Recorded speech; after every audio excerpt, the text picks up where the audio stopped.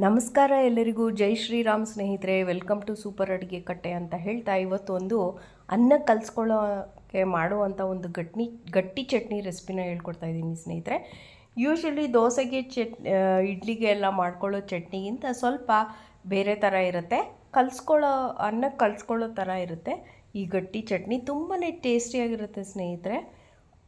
ಹುಳಿ ಸಾರು ತಿನ್ನೋಕ್ಕೆ ಮುಂಚೆ ಈ ಸತಿ ಈ ಥರ ಗಟ್ಟಿ ಚಟ್ನಿನ ಅನ್ನ ಕಲಿಸ್ಕೊಂಡು ತಿನ್ನೋದ್ರಿಂದ ಊಟ ಹೆಚ್ಚು ರುಚಿಯಾಗಿರುತ್ತೆ, ಎಲ್ಲರೂ ಇಷ್ಟಪಟ್ಟು ತಿಂತಾರೆ ಅಂತ ಹೇಳ್ತಾ ಈ ಒಂದು ಗಟ್ಟಿ ಚಟ್ನಿ ಹೇಗೆ ಮಾಡೋದು ಅಂತ ನೋಡ್ಕೊಂಡೋಣ. ಇದನ್ನು ಮಾಡೋದಕ್ಕೆ ನಾನು ಕಡಲೆಬೇಳೆನ ಉಪಯೋಗಿಸಿದ್ದೀನಿ ಸ್ನೇಹಿತರೆ.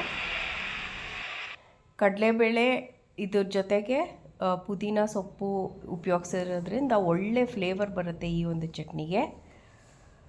ಸೊ ಬನ್ನಿ ನೋಡ್ಕೊಂಬಿಡೋಣ ಹೇಗೆ ಮಾಡೋದು ಅಂತ. ಅದಕ್ಕೆ ಮುಂಚೆ ಚಾನಲ್ನ ಸಬ್ಸ್ಕ್ರೈಬ್ ಮಾಡ್ಕೊಳ್ಳದೆ ನೋಡ್ತಾ ಇದ್ದರೆ ದಯವಿಟ್ಟು ಚಾನಲ್ನ ಸಬ್ಸ್ಕ್ರೈಬ್ ಮಾಡ್ಕೊಂಡು ನೋಡಿ ಅಂತ ಹೇಳ್ತಾ let's get started with the recipe. ಒಂದು ಬಾಣಲಿನ ಬಿಸಿ ಮಾಡೋಕ್ಕೆ ಇಟ್ಟಿದ್ದೀನಿ. ಅದಕ್ಕೆ 3 ಚಮಚ ಅಥವಾ 4 ಚಮಚ ಆಗೋಷ್ಟು ಕಡಲೆಬೇಳೆ ಹಾಕ್ಕೊಳ್ತಾ ಇದ್ದೀನಿ.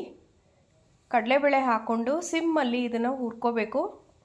ಒಂದು ಅರ್ಧ ಟೀ ಚಮಚ ಆಗೋಷ್ಟು ಕಡಲೆಕಾಯಿ ಎಣ್ಣೆ ಹಾಕ್ಕೊಂಡು ಫ್ರೈ ಮಾಡ್ಕೊಳ್ತಾ ಬಂದಿದ್ದೀನಿ. ಹೊಂಬಣ್ಣ ಬಂದು ಕಡಲೆಬೇಳೆ ಗಮ್ ಅನ್ನೋವರೆಗೂ ಇದನ್ನು ಫ್ರೈ ಮಾಡ್ಕೋಬೇಕಾಗತ್ತೆ. ಕಡಲೆಬೇಳೆ ಸೀದದೆ ಇರೋಂಗೆ ನೋಡ್ಕೋಬೇಕು.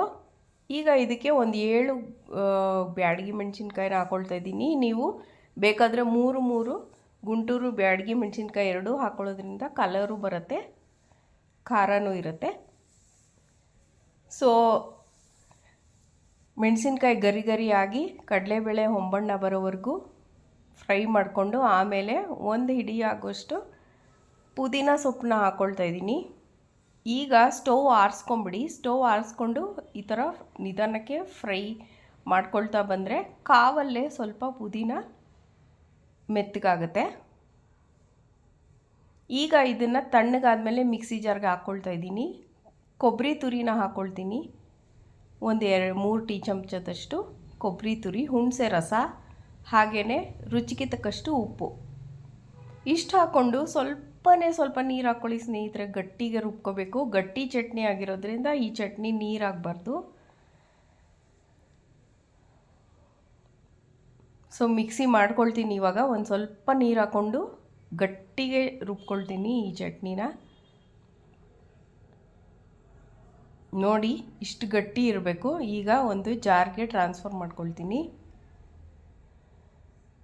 ಟ್ರಾನ್ಸ್ಫರ್ ಮಾಡಿಕೊಂಡು ಇದಕ್ಕೆ ಮೇಲೆ ಕೂಡ ನೀವು ಒಂದು ಕರಿಬೇವು ಸೊಪ್ಪಿನ ಒಗ್ಗರಣೆ ಹಾಕೋಬೋದು. ಕಡಲೆಬೇಳೆ, ಸಾಸಿವೆ,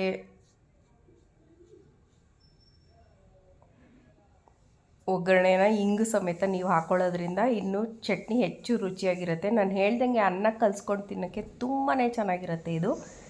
ಖಂಡಿತ ಈ ಥರ ಚಟ್ನಿ ನೀವು ಟ್ರೈ ಮಾಡಿಲ್ಲ ಅಂದರೆ ಇವತ್ತೇ ಟ್ರೈ ಮಾಡಿ ಸ್ನೇಹಿತರೆ. ಫ್ರಿಜ್ಜಲ್ಲಿ ಕೂಡ 1 ವಾರ ಸ್ಟೋರ್ ಮಾಡಿಕೊಂಡು ನಿಮಗೆ ಬೇಕಾದಾಗ ಅನ್ನಕ್ಕೆ ಕಲಿಸ್ಕೊಂಡು ತಿನ್ಬೋದು. ಒಳ್ಳೆ ಟೇಸ್ಟಿ ಗಟ್ಟಿ ಚಟ್ನಿ ನಿಮ್ಮೆಲ್ಲರಿಗೂ ಇಷ್ಟ ಆಯಿತು ಅಂತ ತಿಳ್ಕೊಡ್ತೀನಿ ಸ್ನೇಹಿತರೆ. ಈ ರೆಸಿಪಿಗೆ ಒಂದು ಲೈಕ್ ಕೊಟ್ಟು ಶೇರ್ ಮಾಡಿ, ಎಲ್ಲರ ಜೊತೆ ಶೇರ್ ಮಾಡಿ. Thank you so much for watching ಸ್ನೇಹಿತರೆ. Thank you.